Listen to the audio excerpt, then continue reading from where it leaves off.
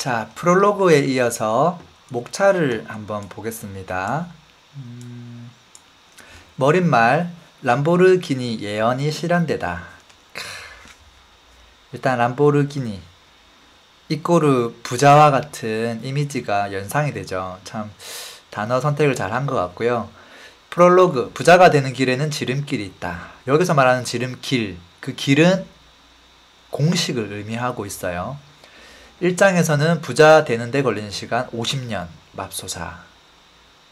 우리가 잘못 알고 있었던 것들에 대해서 안내를 해줄 것 같고요. 2장, 제대로 공부하고 역경을 이겨내야 목적지에 도달한다. 뭐 비슷한 이야기를 쭉 이어서 할 것 같고요. 3장부터는 이제 본격적인 본인이 하고 싶은 이야기가 담겨 있어요. 가난을 만드는 지도 인도. 인도로 걸어서 가는 것은 가난한 길이라는 거예요. 평범한 삶을 만드는 지도 서행차선. 아마 굉장히 많은 분들이 이 서행차선으로 가고 있을 것 같은데요. 그것을 함축적으로 표현한 단어가 평범한이라고 이야기를 하고 있어요. 혹시라도 지금 평범한 삶을 살고 있다면 내가 서행차선으로 가고 있는 거 아닌가? 라고 한번 생각해 볼 수 있을 것 같아요. 5장, 부자를 만드는 지도 추월차선. 아마도 마음이 급한 분들은 1, 2, 3, 4장을 건너뛰고 5장부터 읽고 싶은 분들도 많을 거예요. 그쵸? 저도 그랬으니까요. 근데 제가 이 책을 뭐 3번 이상 계속 읽어보니까 1, 2, 3, 4장을 읽고 지금 내가 하고 있는 것들을 정말 그 길이 잘못된 길이구나 라는 것들을 깨닫는 게 꼭 필요하더라고요. 그래서 앞에 것들 읽고 차근차근 읽는 게 더 효과적일 것 같아요. 6장 그리고 7장으로 가면 8장까지 이어서 지금 저자가 하고 싶은 마인드와 관련된 이야기를 주로 하고 있어요. 그러니까 3장, 4장, 5장은 어떻게 보면 그 지름길에 대한 여러 가지 공식에 대해서 이야기를 해주고 있고요. 6장, 7장, 8장은 공식이 아닌 생각, 우리의 잘못된 생각들에 대해서 이야기를 해주고 있어요. 그래서 두루두루 배치가 되게 잘 되어 있는 책이에요. 1장으로 들어가 보겠습니다. 부자 되는데 걸리는 시간 50년 맙소사 라고 이야기를 하고 있고요. 챕터 2가지가 나오고 있어요. 천천히 부자 되기로는 가망이 없다. 그리고 돈은 기하급수적으로 벌어들이는 것이다. 챕터 2 이렇게 해서 1장이 마무리되는데요. 챕터 1은 굉장히 간략합니다. 챕터 2는 지금 2장은 돈은 기하급수적으로 벌어들이는 것이다. 이 부분은 본인의 어릴 때 시절 이야기부터 시작해서 성공한 그 스토리를 짧게 담고 있어요. 어떻게 해서 마음을 결심하고 변화를 결심하고 실제 무엇을 해서 백만장자가 되었는지를 해당 장에서 설명하고 있어요. 한번 보죠. 천천히 부자 되기로는 가망이 없다. 부자가 되는 것이 목표인 당신이 천천히 부자 되기 전략을 선택했다면 나쁜 소식을 전해야겠다. 참 멋지죠? 저는 이 2줄이 너무 멋진 것 같아요. 나쁜 소식을 전해야 되겠다. 우리가 생각하고 있는 것들이 정말 잘못된 생각이란 거를 처음부터 결론을 내리고 시작하죠. 그 전략은 지팡이에 의지해야 할 나이가 됐을 때나 가능할지 모르겠다. 안 된다는 얘기죠. 천천히 부자 되기 전략을 왜 선택하는 걸까요? 보통 일반인들한테 물어보면 나는 단기간에 부자가 될 생각 없어 라고 하는 사람들이 사실은 더 많은 것 같아요. 특히나 한국 사람은 더 그런 것 같아요. 왜냐하면 조금 겸손한 부분도 있고요. 그리고 욕심을 내면 안 된다 와 같은 또는 겸손한 것이 미덕이다 라고 생각하는 어떤 유교 사상에서 비롯된 부분들도 많다고 생각이 들어요. 동네 슈퍼마켓에서 살뜰히 모은 쿠폰 때문에 돈을 많이 벌었을까? 슈퍼카를 모으는 사람이 정말로 뮤추얼 펀드에 투자해서 돈을 벌었으리라 생각하는가? 아니다. 동전 한 입까지 알뜰하게 아껴서 30대 부자가 된 사람을 찾아보라. 그건 동화 같은 이야기일 뿐이다. 그래서 지금과 같은 21세기에서는 스크루지 같은 부자가 나올 수 없다. 라고 지금 이야기를 하고 있고요. 요약해보면 간단합니다. 천천히 부자 되기는 당신의 시간을 소모시켜 실패하게 하는 게임이다. 인생의 진정한 황금기는 당신이 젊고 지각 있고 생기 넘칠 때다 라고 이야기를 하면서 한 장을 마무리하고 있어요. 그리고 두 번째 장으로 가면 돈은 기하급수적으로 벌어들이는 것이다 라고 하면서 본인의 이야기가 시작됩니다. 10대 시절 나는 젊은 부자에 대해 회의적이었다. 이런 분들 많죠. 부자에 대해서, 특히나 젊은 부자에 대해서 회의적인 분들이 많죠. 젊은 부자란 원래 태어날 때부터 부자였거나 아니면 뭐 연예인 또는 운동선수, 그런 타고난 재능을 가지고 있는 사람만 가능하다라고 생각하는 경향이 많죠. 보통 우리는 이제 가지고 있는 재능이나 어떤 재력이나 그런 것들이 많이 부족하다 보니까 그것은 불가능해 라고 생각하는 게 많은 것 같아요. 지금 이 저자도 그래서 일찌감치 꿈을 포기하고 빨리 진학하고 취직하고 가진 것에 만족하고 희생하고 검소하게 살면서 돈을 마음껏 써보겠다는 꿈과 저택과 외제차에 대한 욕심을 버려야겠다고 생각했다. 하지만 나는 여전히 꿈을 꾸고 있었다. 10대라면 누군들 그러지 않겠는가. 특히나 내가 꿈꾼 것은 자동차, 그 중에서도 람보르기니 카운타크였다. 내 인생을 바꾼 90초라고 하면서 이 저자는 시카고에서 자랐고요. 어릴 때 친구가 별로 없는 뚱뚱한 아이였다고 해요. 부모님이 어렸을 때 이혼을 했고 어머니 손에서 자랐어요. 어머니는 대학을 나오지 않았고 KFC에서 닭 튀기는 일을 했던 것을 제외하면 이렇다 할 직업도 없었다. 나는 주로 군것질을 하거나 A특공대를 보는 등 하고 싶은 대로 하며 살았다. 야, 제가 초등학교 1학년 그때 봤던 드라마인데 이 사람도 그때 이걸 봤네요. 저랑 나이대가 비슷한 것 같습니다. 그리고 당시 내가 기울인 노력이라곤 누워서 텔레비전 채널을 돌리기 위해 고장난 리모컨 대신 부러진 빗자루 막대를 들어 올리는 것 뿐이었다. 되게 공감이 가죠.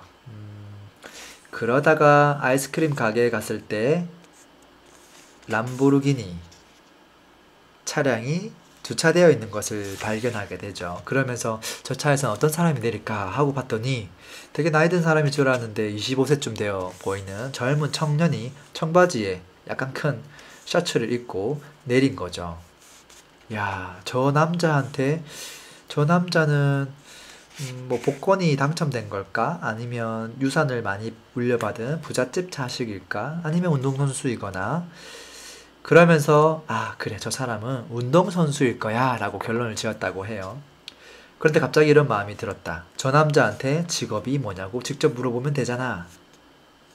그래서 저기 실례합니다만 직업이 뭔지 여쭤도 될까요? 라고 하니 그분은 발명가란다 라며 예상을 빗나간 대답을 했다고 합니다. 그날부터 이분은 타고난 재능 없이 백만장자가 된 젊은 부자들에 대해서 연구하기 시작했어요. 단순한 백만장자들이 아니라 부유하고 화려한 삶을 누리는 부자들에게 집중했다. 다음 4가지 조건을 만족하는 집단이 내 연구의 대상이 되었다 라고 해요. 그 4개의 그룹은 이런 거예요. 다소 사치스러운 라이프 스타일을 가졌거나 그럴 능력이 있는 사람들, 중산층 옆집에서 검소하게 살아가는 백만장자 이야기에는 관심이 없었다. 첫 번째 조건은 다소 사치스러운 라이프 스타일이고요. 두 번째는 비교적 젊거나 단기간에 돈을 많이 번 사람들. 세 번째는 자수성가한 사람들. 애초에 금수저, 금숟가락을 물고 태어난 사람들은 일단 배제 대상이었다는 거예요. 그리고 네 번째, 인기가 많거나 타고난 재능이 있거나 야구선수거나 연기자거나 가수거나 연예인이거나 뭐 이런 사람들은 다 제외했다고 해요. 그럼 간단한 거죠. 조금 눈에 띌 정도로 사치스러운 라이프 스타일을 가졌거나 그러면서도 나이가 젊은, 근데 그분이 자수성가로 단기간 돈을 번 사람, 그 사람이 연구 대상이었던 거죠. 자, 그렇게 해서 연구를 시작했는데 이내 곧 실망으로 이어졌다. 나는 심야에 방송되는 홈쇼핑 광고 쇼호스트의 좋은 먹잇감일 뿐이었다. 잘 속고 적극적인 데다가 신용카드를 쥐고 있었으니까 떠돌아다니는 무수한 정보를 믿고 주식에 투자하기도 했다. 정보의 출처는 선생님께만 알려드린 겁니다. 시계 광고를 비롯해 부동산 큰 속까지 다양했다. 굉장히 많은 공감이 되네요. 사실 많은 책에도 그러한 부분들이 많아요. 이렇게 성공했으니까 이렇게 하세요 라면서 본인에게 오라는 손짓을 막 하고 있죠. 다 조심해야 됩니다. 그러다가 장애물 그리고 우울증도 겪었다고 하네요. 졸업을 하고 몇 년 동안 본인의 인생은 기대에 한참 못 미쳤다. 이 사업 저 사업 전전하며 어머니와 함께 살았다. 성공하는 일이 없었다. 비타민, 보석, 경영 잡지를 보고 구입한 마케팅 관련 소프트웨어, 장거리 네트워크 마케팅 사업 등 매달 새로운 사업에 손을 댔다. 실패와 함께 빚도 늘어나기만 했다. 26세에 우울증이 찾아왔다고 합니다. 그러던 어느 날 제 깨달음의 순간이 오죠. 모든 책에는 항상 이 부분이 있어요. 어떤 계기로 깨달음은 항상 오죠. 근데 그 깨달음, 그 순간들을 찾아보면 그렇게 대단한 일은 아니에요. 대단한 일은 아닌데 지금 이 사람의 상태가 더 이상은 물러날 곳이 없는 심적으로, 그럴 때 되게 사소한 것이 탁 겹치면 비로소 크게 깨닫고 변화를 크게 결심하고 실행을 바로 하게 됩니다. 자, 이 사람의 한번 이야기를 들어볼게요. 어느 어둡고 추운 밤 하루 종일 리무진을 운전하고 피곤해 지쳐 돌아오는 길이었다. 신발은 눈에 파묻혀 온통 축축했다. 2시간 전에 먹은 아스피린은 편두통에 아무런 효과가 없었다. 한시라도 집에 빨리 가고 싶었지만 눈폭풍 때문에 집에 가는 길이 막혀버려 그럴 수도 없었다. 내가 도대체 뭘 하고 있는 거야? 내 인생은 결국 이런 거였어? 거부할 수 없는 생각이 머릿속을 채웠다. 이런 식으로는 하루도 더 살 수 없다는 깨달음이었다. 그 혹독한 겨울밤의 깨달음을 즉시 행동으로 옮겼다. 나는 바뀌기로 결심했다. 변화 불가능하다고 여겼던 주변 환경을 변화시키기로 결심했다. 이 대목에서 또 옛날 생각이 나네요. 저 같은 경우도 부산에서 30년 가량을 태어나서 6살 때부터 30살, 29세가 될 때까지 한 집안, 한 주택에서 쭉 살아왔어요. 모든 환경이 과거에 머물러 있는 거예요.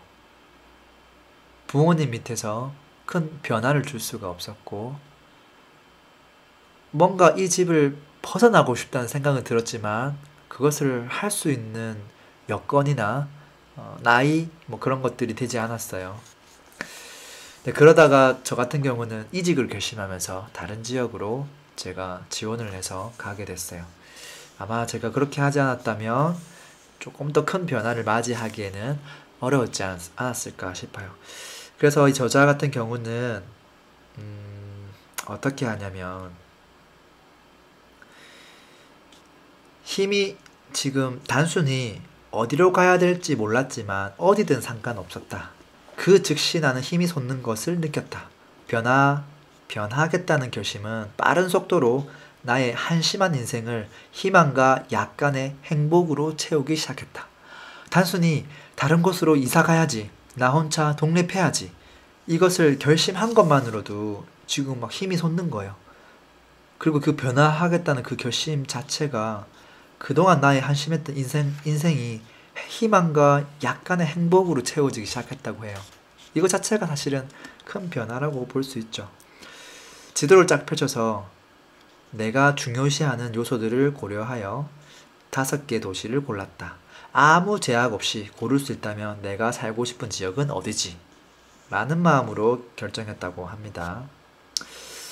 약간은 도피했다고 말하는 편이 정확하겠다. 그렇게 해서 이분은 어디로 갔냐면 피닉스로 갑니다. 시카고에서 피닉스로 갑니다. 그렇게 해서 웹사이트를 구축하는 일에 처음에 손을 댑니다. 그러다가 리무진 운전을 하는 그런 생계형 일을 같이 병행을 하고요. 그러다가 손님들이 뉴욕에서는 리무진 버스를 어디다가 전화해야 되나요? 그 질문을 몇 개를 받고는 어허? 정말로 뉴욕에 살고 있는 사람이라고 하더라도 리무진 버스를 어디 전화해야 되는지에 대한 정보가 없겠다라는 생각을 하고 지금 그 아이디어를 본인이 거주하고 있는 피닉스에서 처음에 시작을 하기 시작합니다. 그러면서 사이트를 만들었는데 사이트가 이제 처음엔 잘 안 됐겠죠. 그래서 공격적으로 웹사이트를 홍보했다고 합니다. 이메일을 보내고 고객 정보 전화를 돌리고 편지를 보내고 심지어 검색 엔진 최적화 기술까지 배웠다고 합니다. 틈만 나면 책을 보고 시간을 허투루 쓰지 않았다고 합니다. 웹사이트를 개선하고 그래픽과 저작권에 대해 공부했다고 합니다. 그래픽하고 저작권은 배워두면 평생, 특히나 어떤 사업을 진행할 때는 꼭 도움이 되는 지식이라고 볼 수 있죠. 저도 과거에 뭐 한 10년도 넘은 이야기네요. 대학교에 있을 때 저작권, 그때는 저작권은 아니었고 변리사 분이 그냥 강의하는 교양 수업 같은 거였어요. 그래서 어떻게 하면 저작권 등록을 할 수 있는지, 어떻게 하면 그것이 성립하는지에 대한 여러 가지 이야기를 저도 수업을 들었던 기억이 나요. 그때는 너무 어려서 큰 생각을 갖지 않았었는데 지금 만약에 그 수업을 다시 들었다면 제대로 좀 써먹을 수 있지 않았을까 싶어요. 자, 그러던 어느 날 돌파구를 찾았다. 캔자스에 위치한 한 회사가 내 웹사이트를 극찬하며 자기네 회사의 웹사이트 디자인을 맡아달라는 전화를 해왔다. 디자인은 내 전공이 아니었으므로 400달러의 사례금도 고맙게 받았다. 한 4, 50만원쯤 되겠네요. 24시간 안에 웹사이트를 완성해 보였다. 나는 흥분했다. 24시간 만에 월세의 대부분을 마련한 것이다. 근데 이 사람이 깨달은 게 있어요. 뭐냐면 내 수입의 대부분은 웹사이트 광고가 아니라 디자인으로부터 나오고 있었다. 의뢰가 많으면 많을수록 더 많은 시간을 일해야 한다는 사실을 의미했을 뿐더러 일을 멈추면 수입 역시 없을 터였다 라는 거예요. 지금 이 말은 굉장히 중요한 이야기를 하고 있어요. 내가 일을 해야지만 돈이 들어오는 일과 일을 하지 않아도 돈이 들어오는 일, 그것은 하늘과 땅 차이죠. 그래서 지금은 종잣돈을 마련하기 위해서 어쩔 수 없이 내 시간, 노동력을 투입해서 그것에 의한 돈을 받는 일을 하고 있다면 어떻게 하면 일을 하지 않아도 또는 평상시 10시간 하던 것을 어떻게 하면 1시간만 해도 기존과 비슷하게 돈을 벌 수 있는지를 계속 고민을 해봐야 될 것 같아요. 자, 또 재미난 이야기가 있네요. 보스턴에서 우스터로 가는 리무진 비용이 얼마인가요? JFK 공항에서 맨하튼까지 얼마죠? 받은 메일 함에는 450개의 새로운 편지가 들어와 있었다. 편지함을 비우고 10분이 지나자 또 다른 메일이 30개로 채워졌다. 한 친구가 이렇게 얘기했다네요. 야, 이메일을 다 돈으로 좀 바꿔봐. 10분의 메일이 30개씩 들어온다고 생각해보세요. 도움을 요청하는 메일이. 그 정도가 되면 당연히 돈으로 바꿀 수 있게 되는 거죠. 한번 생각해 보세요. 본인이 누군가를 도와줄 수 있는데 10분 단위로 30개의 메일, 30개의 글, 도움 요청 글이 올라온다고 생각해 보세요. 그 상태를 만들 수만 있다면 1차 성공이라고도 볼 수 있어요. 자, 부동산에 대해서 궁금한 것 있으면 저에게 얼마든지 메일을 주세요. 10분 단위로 30개의 메일이 온다면 저도 잘 될 수 있겠죠. 뿐만 아니라 성공하고 싶은데 어떻게 해야 될지 모르겠는 사람 한번 메일을 보내보세요. 지금 본인이 어떤 일을 하고 있는지 그 상황 속에서 조금의 힌트를 주세요 라는 메일을 보내보세요. 그러면 제가 생각나는 대로 도움될 수 있는 내용들을 답변 드려 보겠습니다. 그러면서 이제 이 사람 재미난 이야기가 이제 터지기 시작해요. 자, 사이트에다가 리드 광고를 달아요. 리드 광고는 이제 어떤 거냐면 이런 거예요. 뭐 올랄라 뭐 설문조사를 하거나 배너를 클릭해서 어떤 정보를 입력하고 나면 물론 그 개인의 신상 정보들 그런 신상 정보들을 입력하고 나면 도움이 되는 정보 무료로 드리겠습니다 라는 배너를 이제 달아놓는 거죠. 달아놓고 그 배너를 통해서 클릭을 하면 거기서 광고 수익이 나오고 또 그 개인 정보들을 모아서 그것을 필요로 하는 사람들에게 제공하면서 또 수익을 내는 거죠. 그렇게 해서 지금 이분은 첫째 달에 뭐 473달러, 둘째 달에는 694달러, 세 번째 달에는 970달러 그러면서 점점점 늘어나기 시작해요. 사업 수익, 개인 소득, 자산은 기하급수적으로 성장했지만 문제가 없는 것은 아니었다. 방문자 수가 늘수록 클레임과 피드백을 비롯해 해결해야 할 과제가 역시 늘었다. 일하는 시간은 점점 길어지고 힘겨웠다. 40시간을 일하는 주는 오히려 휴가에 가까웠다. 주당 평균 60시간씩 일했다. 나는 고객들이 작성한 추천글을 한데 모으기 시작했다. 덕분에 제 사업이 10배 성장했습니다. 이 웹사이트 덕분에 가장 큰 고객을 얻을 수 있었어요. 제 사업이 성장하는데 없어서는 안 될 존재입니다. 이런 피드백은 돈에 맞먹는 가치가 있었다. 자, 그러면서 이분이 2000년대 이 IT 버블 그때 이제 얼마에 팔았냐면 120만 달러 지금으로 따지면 12억 정도의 금액으로 팔게 돼요.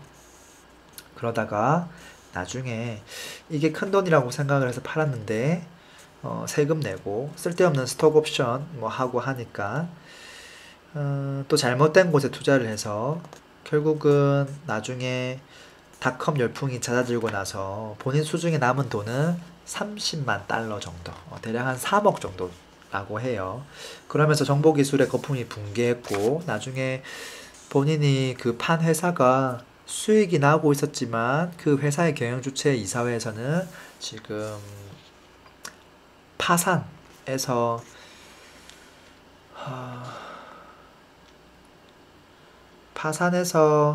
폐쇄 여부로 지금 부결을 했다고 해요. 그러면서 창조자의 입장에서 그 모습을 보고 싶지 않아서 헐값에 45만 달러에 본인 사비로 다시 사들였다고 해요. 마치 스티브 잡스가 애플이라는 회사를 일으킨 다음 팔았다가 어떻게 보면 내쫓긴 거죠. 쫓겼다가 다시 CEO로 들어가면서 다시 그 회사를 일으킨 것과 좀 비슷한 모습을 지금 보고 있는 것 같아요.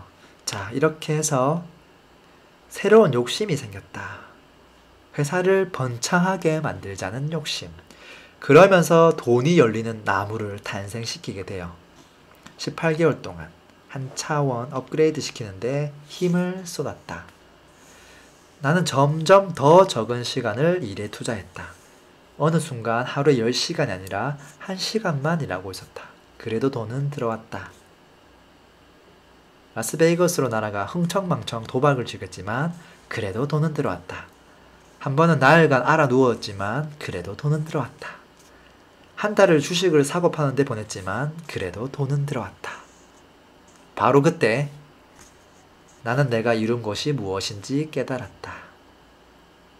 나는 하루 24시간, 한 주 7일 동안 돈을 벌어들이는 무성한 돈나무, 그 돈나무 뿐 아니라 내 인생을 돈과 맞바꿀 필요도 없었다. 한마디로 돈이 열리는 나무를 가지게 된 거죠.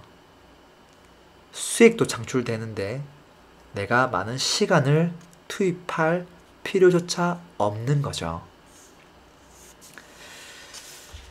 자, 어떤 달에는 20만 달러가 넘는 수익을 냈다. 한 달에 20만 달러면 얼마죠? 한 달 순수익, 매출이 아니라 순수익이 2억 정도 라고 보면 되고, 성과가 좋지 않을 때는 10만 달러 정도였다.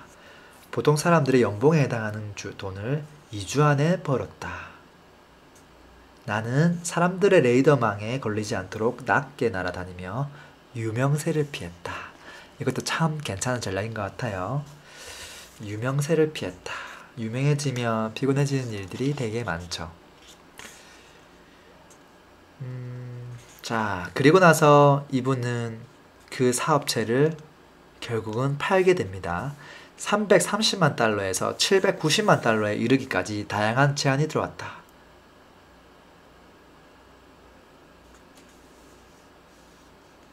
나는 현금으로만 지불하겠다는 제안을 수락했고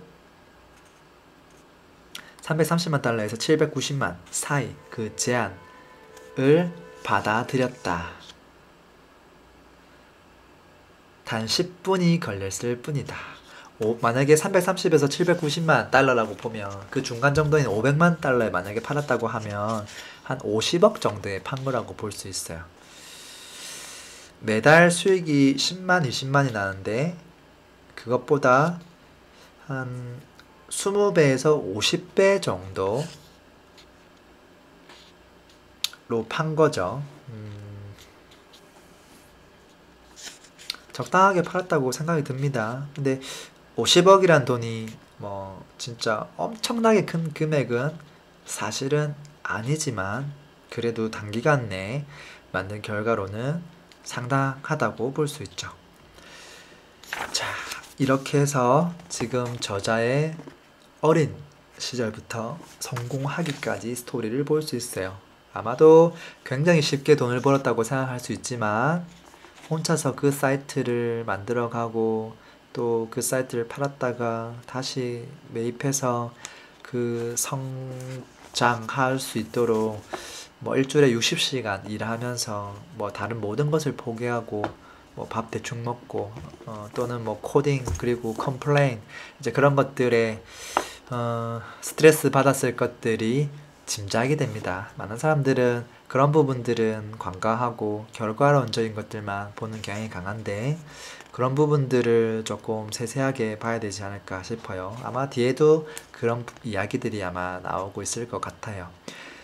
자, 오늘은 여기까지 하고요. 다음번에는 2장 한번 살펴보도록 하겠습니다. 다음 시간에 또 부의 초월 차선으로 만나도록 하겠습니다. 행복하세요.